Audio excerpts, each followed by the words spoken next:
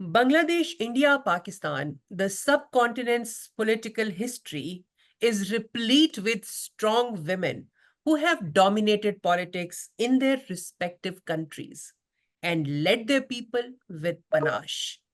However, these women, all of them, represent their families' political dynasties. Indira Gandhi, Benazir Bhutto, Hasina Wajid, Khalida Zia, Sonia Gandhi, Kulsum Nawaz Sharif, Mariam Nawaz Sharif, Asifa Bhutto Zardari. The list is not just high profile, it is also ever growing. The latest addition is Priyanka Gandhi, the granddaughter of Miss Indira Gandhi, the daughter of Rajiv and Sonia Gandhi, and the younger sister of Rahul Gandhi, the 12th leader of opposition in India's Lok Sabha and one of the top leaders of Indian National Congress. Welcome to New Wave Global. You're watching Unraveled, and I'm your host, Marvi Sirmed.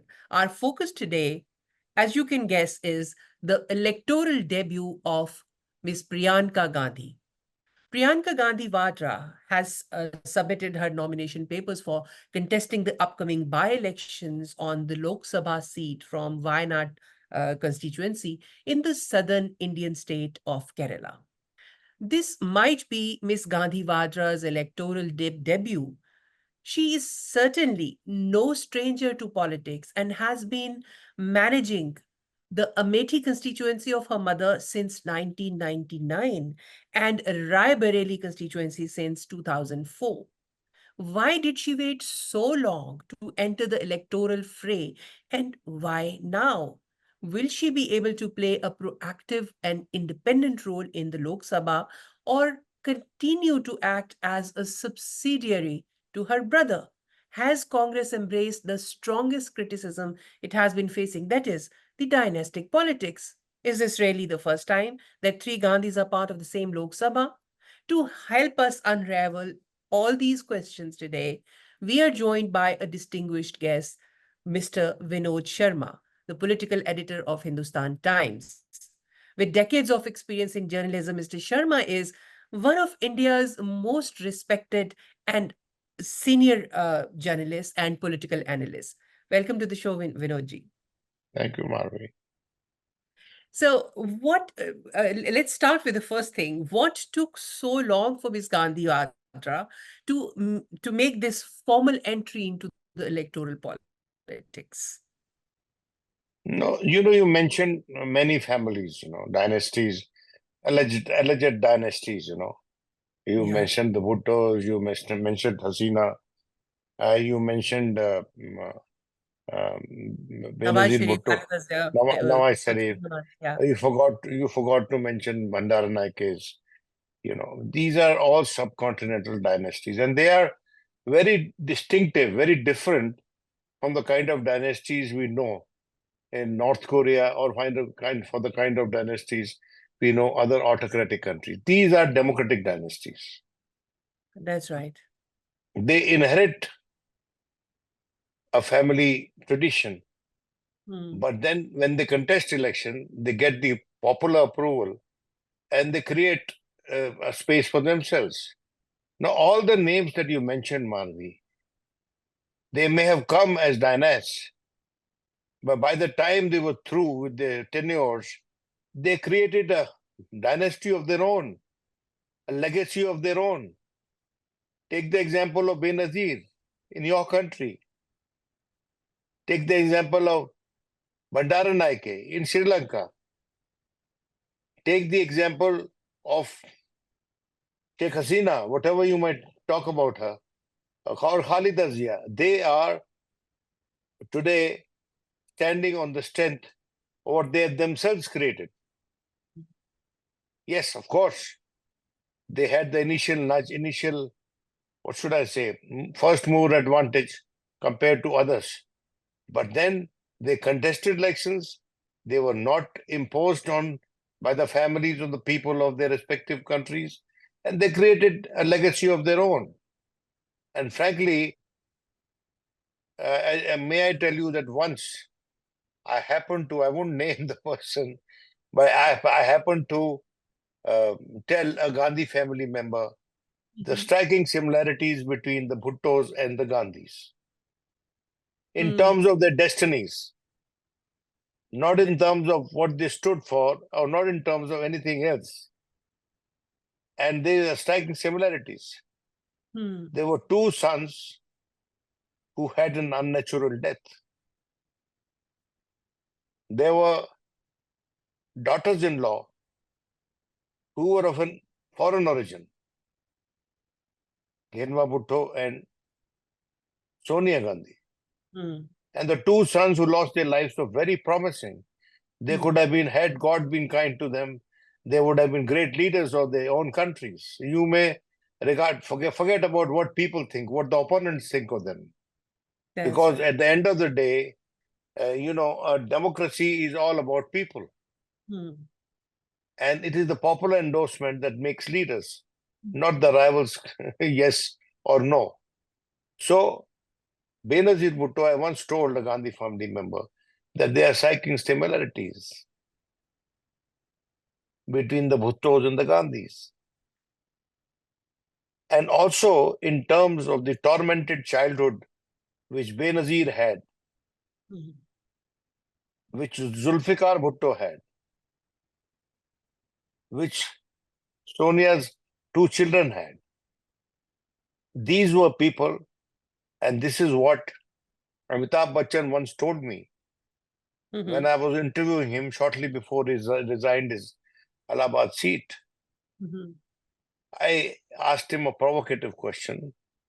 I said, Sonia Gandhi, people call him a wooden doll. And he was, trying to tidy his table and cleaning up his music system with a little brush. And I could see that his table was very neat and his books very well arranged. Everything was in order.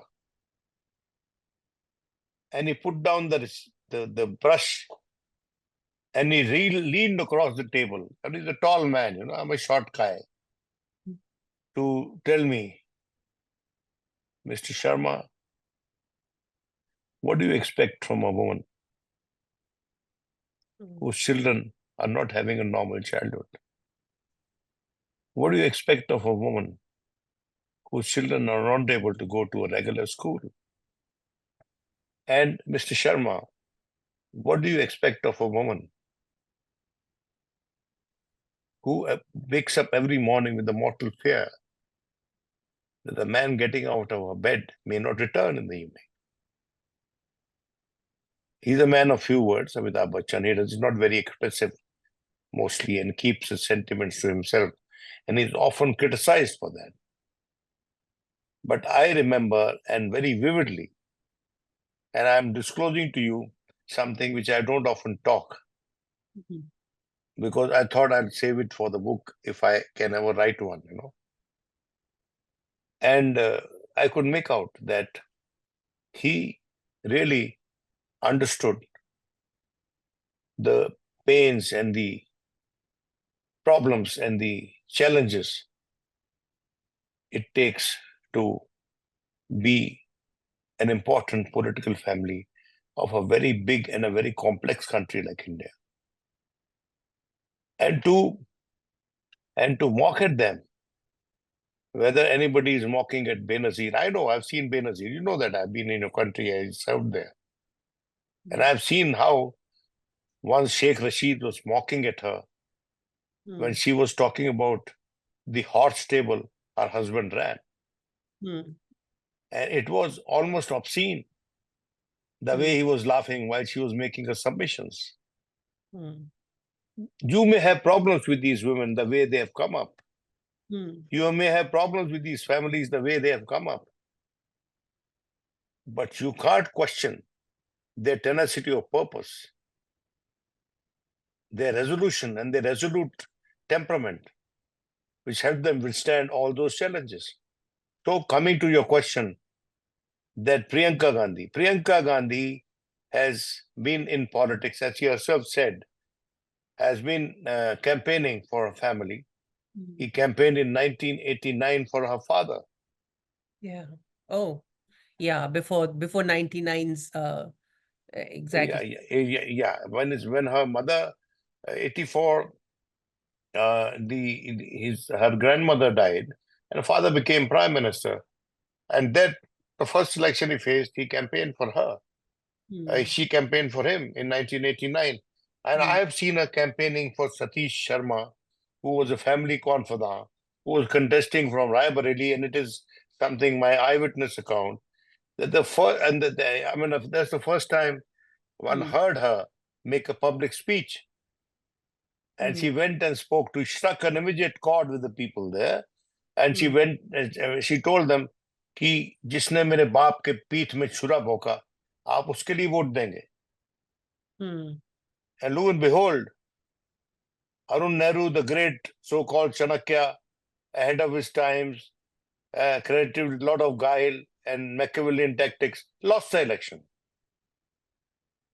So, frankly, there is a set of electorate. There are a set of electorate who are willing to get guided by their sentiments, and they're also willing to get guided by the struggles of the candidates in the fray. So she has become a candidate now because she did not want to come across as a challenger, as a rival to her brother. Because you know the nature of the media, it is like a beast either side of the border. And we don't want to be held back for what we perceive, and rightly so, as journalists. So many people did not resist campaigning and analyzing that somebody is scared of someone, and there is a sibling rivalry and all that. The fact is that they are very close to each other. The fact is that Priyanka, as far as my information is concerned, that Priyanka did not want to jump into the electoral fray till the time her two children grew and were good enough to take care of themselves. Now, many people, when I say this, make fun of it, saying that, oh, that means that Indira Gandhi wasn't a good mother. No, that's absolutely crap. I mean, what I'm telling you this, that all normal families, and you are one, you are also a mother, and you are a working woman, and you know what kind of sacrifices you have made for your daughter while she was growing. I've seen my wife doing it. My wife was her MPhil student in JNU on India-Pak relations. But it is me who's known as someone with some knowledge of India-Pak relations, because she pulled herself back to take care of her kids. So may I respect her for that, or may I mock at her? So what I am saying is that Priyanka was biding her time, and she has entered the fray only when the party asked her to. And she's contesting from a seat vacated by her brother, and her brother is now leader of opposition. And her brother joined politics in 2004. And he's a many times MP now. So the seniority within the party is established. And she, in my personal assessment, is a formidable public speaker. Yeah, she is. A communicator. She's a communicator. She is like Lalu Yadav, though not as rustic. She has her own set of imageries. She uses her own,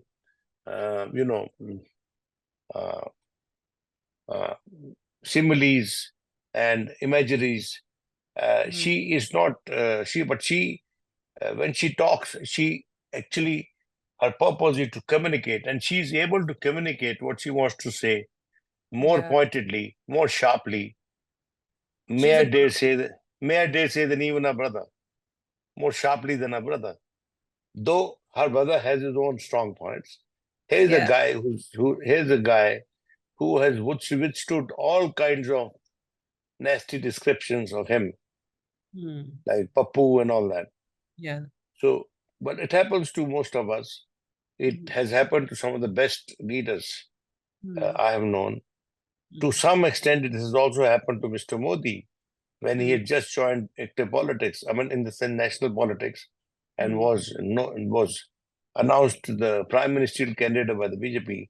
I know a very learned man called me one day and asked me, don't you think that BJP has suicidal tendencies that they have projected Modi as their PM candidate? But then time proved them wrong, you know. So you Yeah. never know what's there in store so far as destiny is concerned. I Yeah. personally believe, Marvi, that she has joined at the right time, though some may argue that it's a trifle late. But this is the time we would have. And once she enters parliament, there's a strong possibility of she winning. Then it will be a great uh, pleasure covering parliament, you know. Some people Yeah. will say, oh, who would be senior and who would be junior? Rahul, as leader of opposition, would be in the front benches. She, as the first time MP, with the back benches. And I tell them that politics is politics about de facto, not de jure. Mm. What Yeah. counts is what one says in parliament, not where one sits or stands. You know. So, Vinodji, critics of Congress party and more so of the Gandhi family, they also argue that the Congress's reliance on Gandhi family candidates might reinforce the perceptions of the dynastic politics. And this is one point on which BJP is going to play its politics. And so is most of the media that is now called Godi media. How might this affect Congress's appeal to younger voters or those looking for non-dynastic leadership? You know, I have no empirical data to come to a conclusion uh, that there is so much of distaste for dynasties Mhm. because we have dynasties and dynasties and dynasties. You know, even Mhm. Shivraj Singh is campaigning for his father's party in Budni, the seat he vacated before he became a member of parliament and before he became agriculture minister, the former chief minister of Madhya Pradesh. Mhm. And so let's not get into this debate whether uh, it's a family member or it's not. My moot point is that in a democracy, Mhm. what you require to be a valid entrant is the popular endorsement, Mhm. a democratic dynasty. Which country does not have people from the same family? Sorry. Yeah. In the United States, you have the Kennedy dynasty, you have the Bush dynasty, don't we? Vinodji, there's a difference. In Pakistan also, Bilawal Bhutto Zardari has been heard saying, offering the same argument and talking about the Kennedy. Then, you know, we know that neither Kennedy nor Clintons are the dynast like the Gandhis and Bhuttos. It's about the head start that they get. That kind of head start neither Hillary Clinton got nor the Kennedy brothers. Uh, what do you think? I mean, there's a certain kind of head start, the advantage that the Desi dynasts, political dynasts, Marvi, ruling democratic dynasts get. Marvi, there is something called value add. Hmm. There is something called force multiplying effect.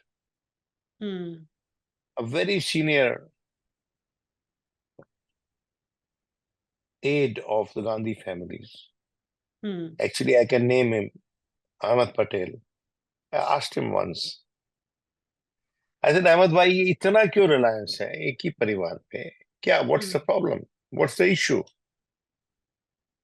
Vinod ji, आप मुझे कोई और एक नेता बता दीजिए. Just Hmm. point out one other leader Hmm. whose presence at a public meeting can mobilize people on the scale that the Gandhi name mobilizes. Why do you think that the BJP consistently and persistently attacks them. Why? Yeah, because They know that once they immobilize the main battle tank of the rival Congress party, they would have half won the war. Now, if I may apply the same logic to what the BJP says about the Gandhi family, then I'm not for a moment holding brief for the Gandhi family, for the Congress party.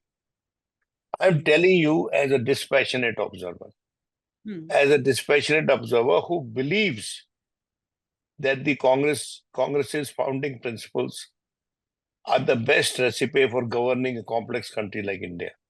That is my only link with them or for what they stand. But this is something which history bequeaths to some of us. And we are not willing to forget that, regardless of what efforts are being made to deconstruct that narrative. It's a treasure that this country has to preserve. The founding principles of the Congress party and their value for running this country in an inclusive manner. Now, I don't think that any other person has defended that thought better than these people. Yes, they have a vested interest because they are the unquestioned leaders of the Congress party, and that is why they work the maximum, put in the best effort to preserve this party and to take forward in whichever manner its ideology. But then it is a two-way traffic, no? Party gains as much from what they do than what they get in return from the party. Frankly, can you imagine a family that lost two sons, and that after losing those two sons, saw one of the daughters-in-law walking out? No, that daughter-in-law and her son, and God bless them, they are precious. Varun is a very intelligent man, the cousin of the Gandhis. He's very intelligent, very scholarly in his approach. And even Maneka Gandhi did tremendous work in certain fields. Animals' rights, her work is Yeah, precisely. I mean, so nobody's diluting her contribution. But is it not a fact that they are the Gandhi family? And when they were part of the BJP, their conscience didn't prick them. I mean, the BJP's conscience. So you can't be having double standards, And frankly, there are so many dynasties that are now part, or the so-called claimants to those dynasties, are now part of the principal ruling party in this country. So let people move the way they want. Let people stand for what they have. And let political parties keep their past in order to build a future. What is it all about? Why do you keep on attacking one person, calling him names? And even saying that that he lacks a basic IQ to be a good leader. I disagree with many things what Rahul Gandhi does. But I can't really contest the claim that here is an option the people of this country have. The crux, the essence of a democracy is that people should have option.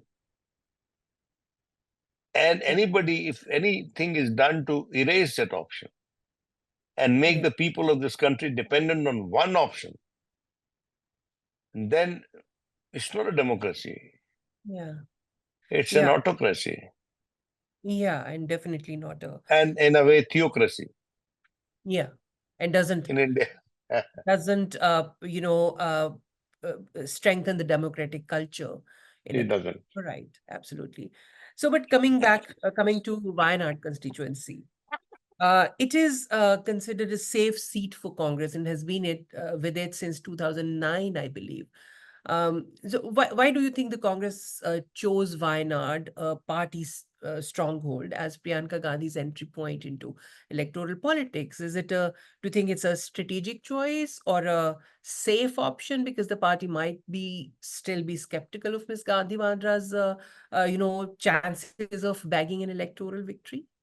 Please understand, Kerala is a state which Hmm. has been voting for one of the two options, Hmm. Congress or the Left Front.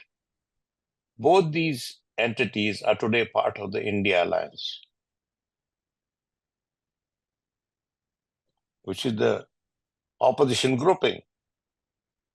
And BJP is making desperate efforts to enter that space. Hmm.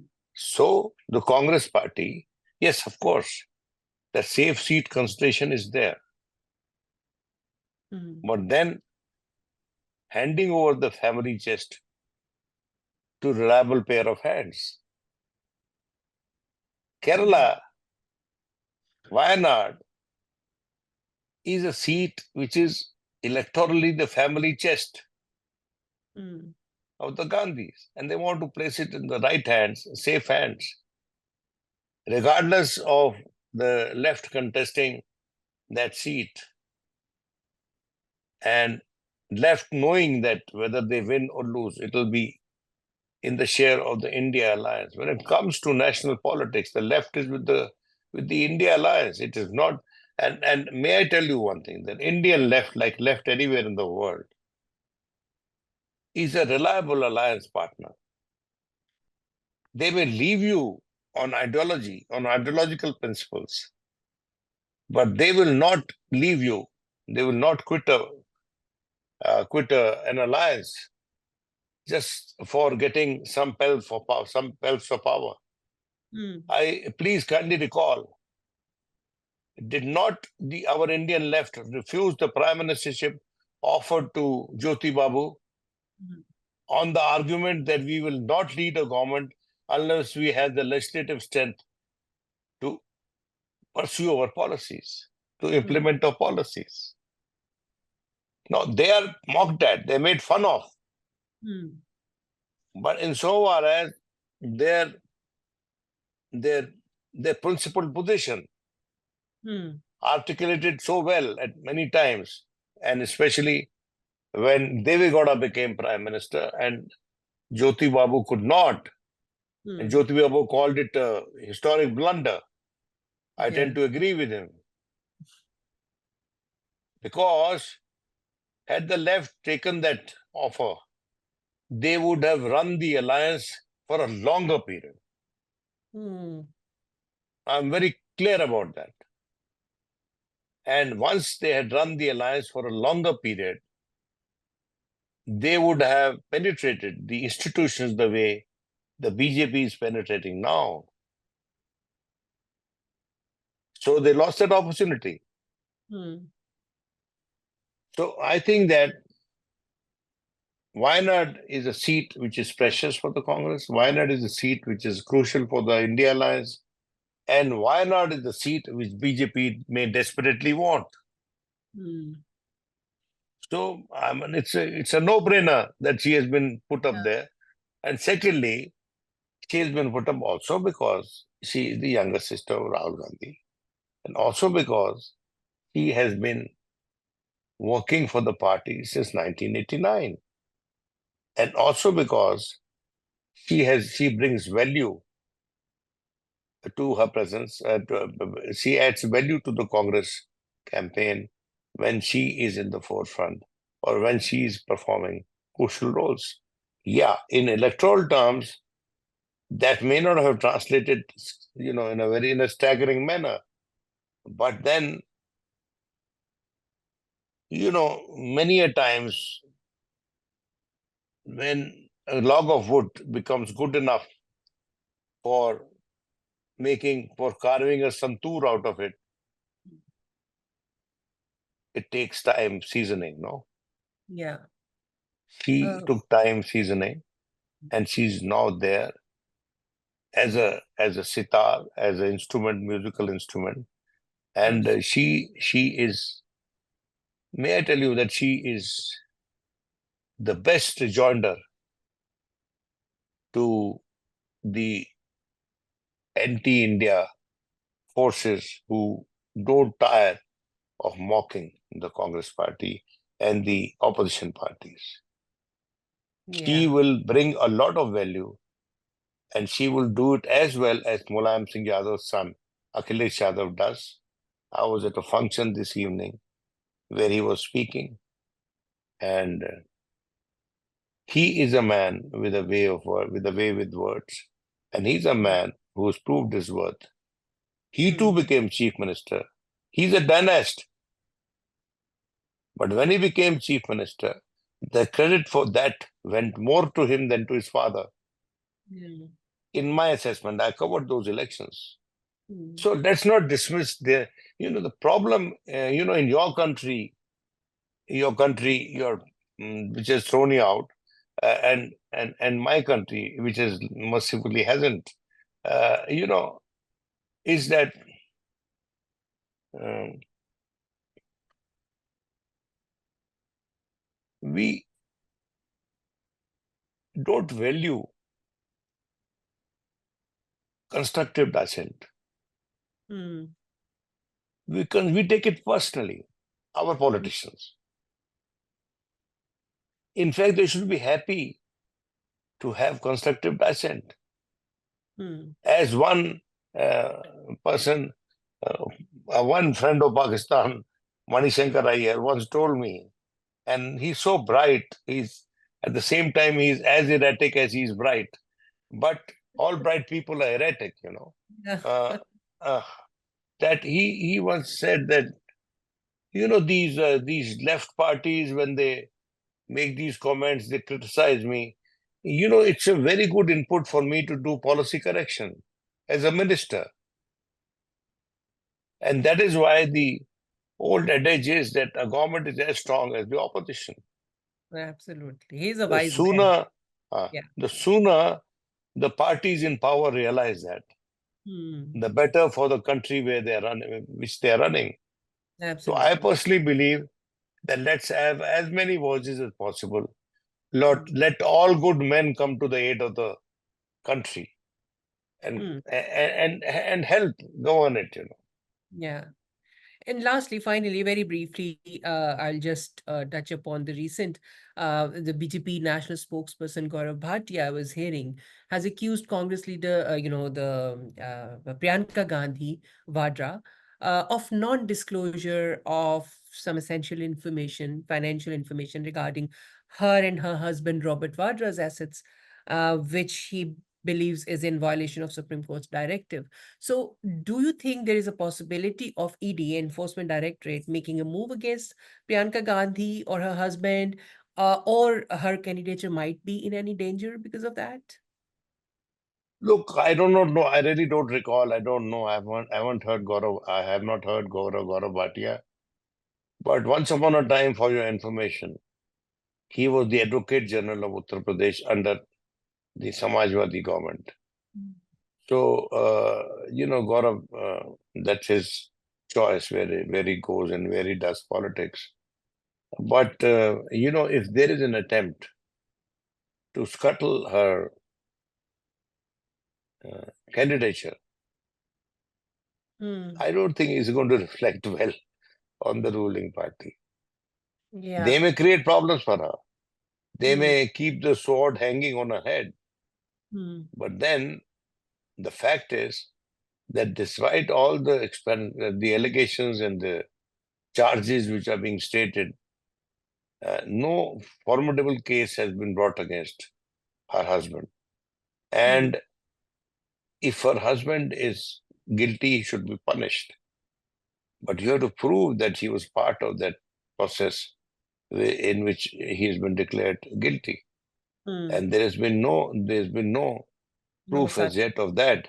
I mean, देखो, in election time, all kinds of allegations are heard, Hmm. and but they have to be proved in a court of law. So if you have to disqualify a person, you will have to have a court verdict, not because just you are alleging something, Yeah. or that you have, or you have to you present before the election commission something which is startlingly, uh, you know, proving the culpability.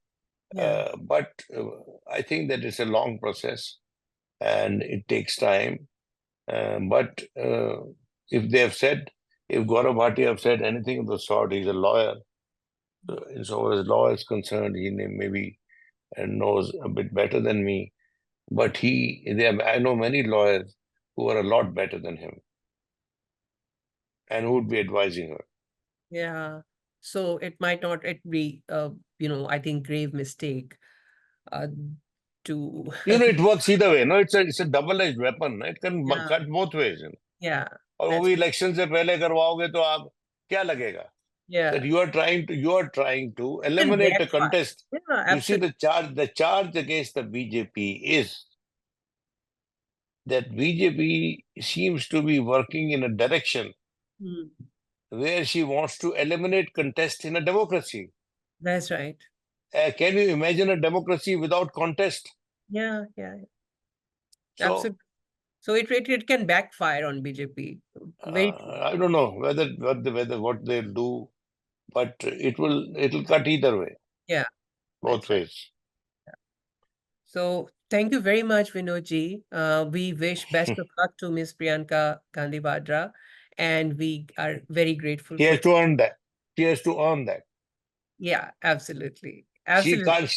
She That's can't the ride on the family. She can't ride yeah, on the family boat. yeah. She has to earn that, and we wish her best of luck. Thank you very much, Thank you Vinod. very much. Bye bye. Bye bye.